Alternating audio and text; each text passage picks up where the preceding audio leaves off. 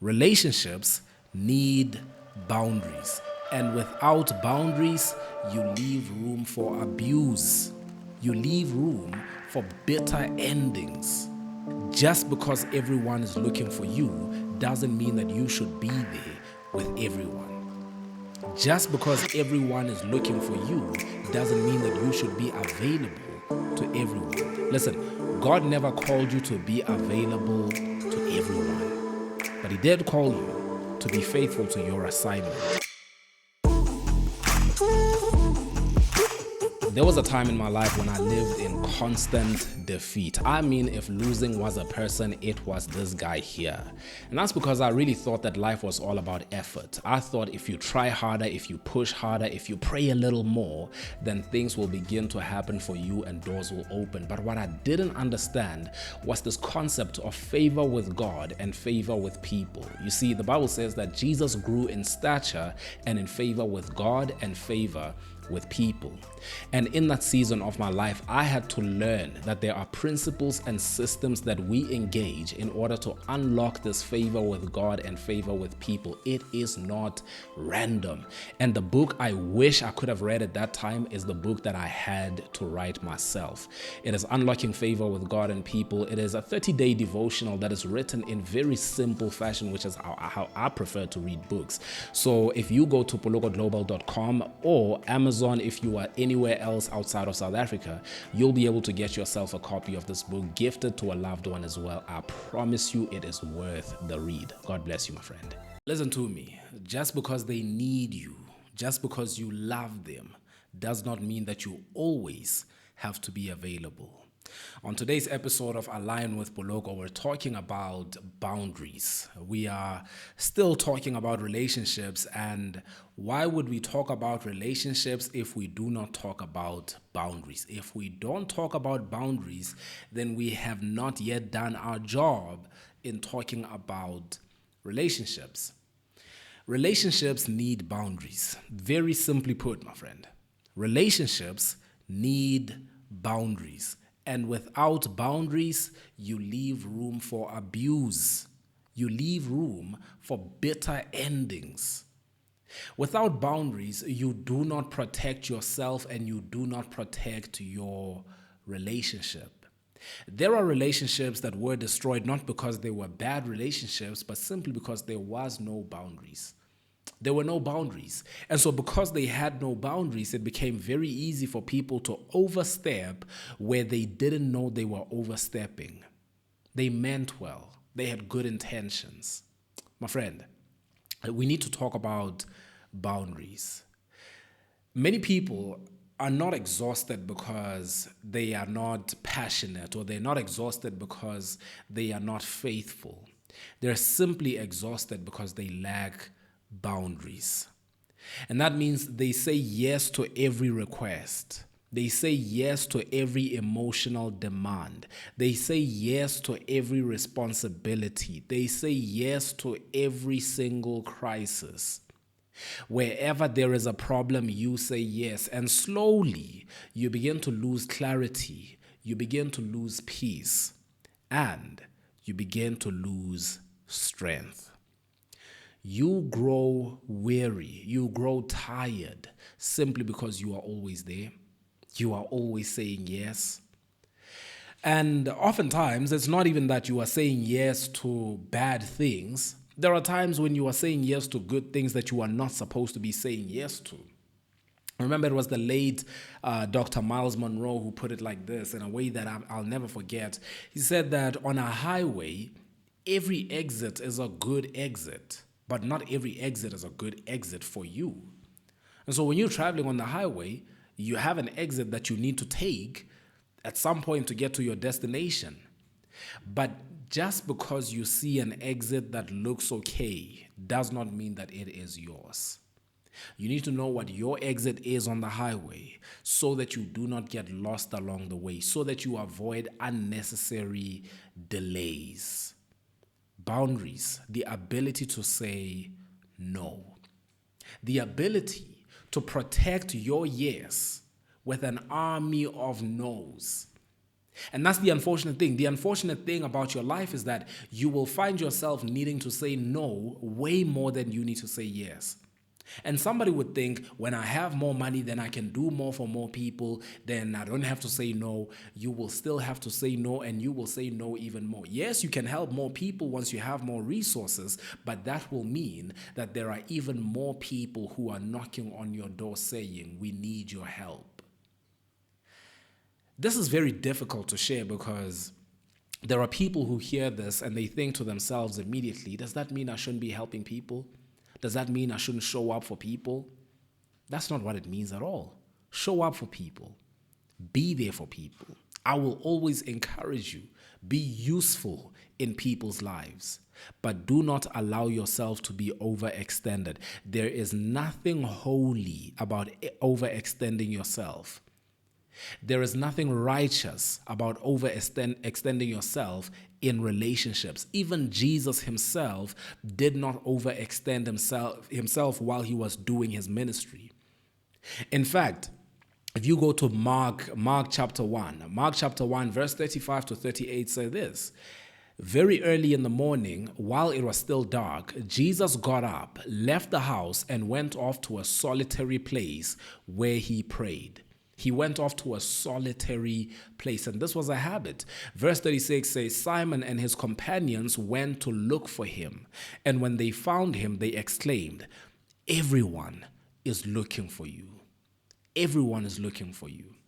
And I remind you, my friend, just because everyone is looking for you doesn't mean that you should be there with everyone. Just because everyone is looking for you doesn't mean that you should be available to everyone. Jesus replied, let us go somewhere else, to the nearby villages, so I can preach there also. That is why I have come. This is quite literally Jesus saying no to the people who were looking for him. He said, I didn't come here just for this place. There are more people. There is more work to be done. So at first we find himself spending some time by himself. And then secondly, they tell him that everyone is looking for you. And he says, it doesn't matter. We need to go somewhere else because they need me over there as well. And my friend, there is nothing wrong with identifying that in your life. Because when you don't, you end up in a lot of trouble. He said, I must preach there also. I know they need me here, but if I say yes to them, I will not get there as well. But I have come here for everyone. So that means that when you've had your time with me, I need to move on. And if you still feel like you still need more of me, I'm sorry, I have to go. Now, this was not a one-time thing with Jesus. We see this in different occasions. In fact, you go over to Luke chapter 5, verse 15 and verse 16 of Luke chapter 5 say, yet the news about him spread all the more, so that crowds of people came to hear him to be healed of their sicknesses. But Jesus often withdrew to lonely places and prayed. Jesus often withdrew to lonely places and prayed. That's Jesus. That is our Savior. Often withdrawing to go be by himself. And you are trying to be there for everyone all the time. My friend, can I just tell you lovingly, you cannot be there for everyone all the time. Let's just be honest. Unfortunately, you cannot be there for everyone all the time. You cannot be there with everyone all the time. Even Jesus himself, by the way, there was a time when they wanted to crown him king. And he knew that there were some boundaries that had to be put in place because you are going to throw off my assignment. You are going to throw me off. So I cannot allow you to do that. Do you have boundaries in your life? Do you understand the importance of boundaries? Or do you find yourself saying yes to every request and yes to every emotional demand? Listen, God never called you to be available to everyone, but He did call you to be faithful to your assignment. There's a friend of mine who once put it to me quite profoundly, but very simply as well. He said, people belong to God. People belong to God. And he had to say this to me because I was talking to him about how I felt bad for not helping someone who needed my help. And I was saying, but they keep asking, they keep coming back. And I don't know if I can keep doing this because it's starting to look bad. And he said, listen, remember that people belong to God. People belong to God. And so you help when you get the chance. You help when you get the opportunity. But don't forget that ultimately, when you cannot help, they belong to God. They belong to God. This is no different to you trying to help your neighbor's children. When your capacity has run out to help your neighbor's children, when you can no longer do for your neighbor's children, they are your neighbor's children. They are your neighbor's children. And to some people, this doesn't sound very Christian. But the truth is, there must be boundaries in place. Otherwise, you won't even be able to be available to everyone. You will try to be available for everyone, and you will wear yourself out to the bone. You'll drop dead before your time. You will. There is a profound lesson on this that we see with Moses when he was leading the Israelites, and he receives advice from his father-in-law Jethro. Because in Exodus chapter 18, if you go over to Exodus chapter 18, you find Moses at a place where he is surrounded by people. And here's what it says. Let me read it for you.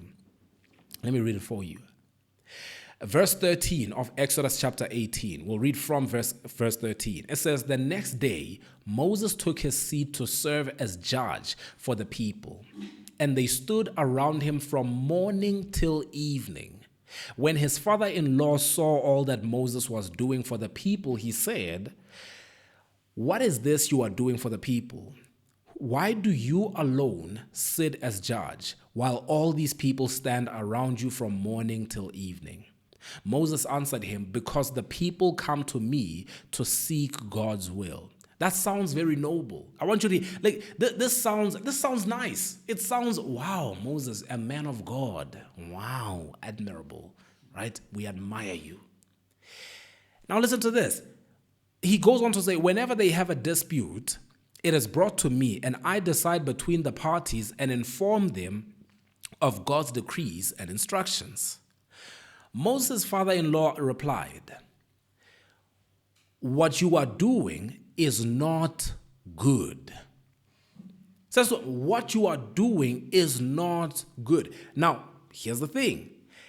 It's not the thing itself. It's not helping the people that is not good. It's the way he is doing it that is not good. There's nothing wrong with you standing as a leader for the people and helping them. But the way that you are doing it is not good. Here's what he says. You and these people who come to you will only wear yourselves out. The work is too heavy for you. You cannot handle it alone. Listen now to me, and I will give you some advice, and may God be with you. You must be the people's representative before God and bring their disputes to him.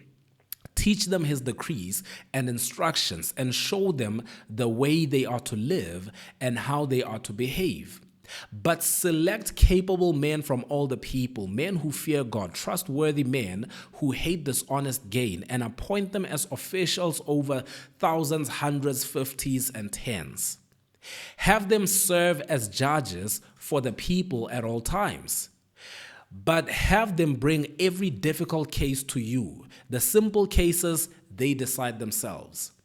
That will make your load lighter because they will share it with you. If you do this and God so commands, you will be able to stand the strain, and all these people will go home satisfied.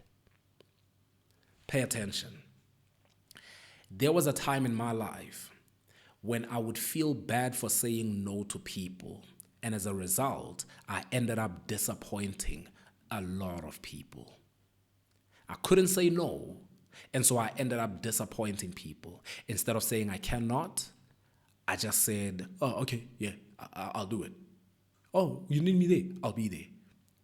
And when the time comes, I find out that I actually cannot afford to be there. I don't have the capacity. I don't have the time. I don't have the energy. I don't have the emotional bandwidth. And so I end up disappointing them. And it's a bad look on me because I said yes. Moses' father-in-law says to him, you are going to wear yourself out. Yes, you are a leader to the people, but you cannot have everybody come to you directly. You can no longer have everybody come to you with everything. Have them go to someone else. Put other people in place who will stand between you and the people. But don't think that you can be there for everyone all the time. You cannot do that. That's impossible. It shouldn't be that way. It shouldn't be done. So what are you going to do, Moses? What will you do? Put the people in place. You handle the big cases. Teach the people. Handle the high-level stuff. But you are no longer available for everyone. That's a boundary. That is a very firm boundary. And some of us would feel like Moses has changed. He feels like he's too important for the ordinary man. He feels like he's bigger than us now. And he forgot that we put him there. Come on. Come on. You cannot expect the man to attend to every single person out of a nation of 2 to 3 million people. All that's going to happen is that he will wear himself out and he will disappoint you. Because when your boundaries are not clear, what starts to happen is that you start to lose clarity.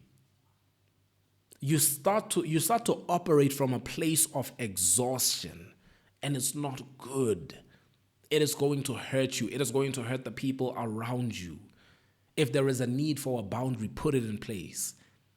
If you don't have the capacity, be able to say no. Be able to say no. You're not being mean. You are not being un-Christ-like. If anything, you are being like Christ. Make room for boundaries in your relationships. Do not allow yourself to get to a point where you are so overextended that you end up hating people, despising people. Let me put it to you in very simple terms. Because my background is in ministry, I started off as someone who was just a volunteer in church, who was the Monday to Sunday, just whatever you need me to do, I'm here for it. Ended up working for the church as a youth leader. I was just happy to serve. It was never about the money. It was never about the money because the money wasn't good. So I just loved to serve. I just loved to be there for the people.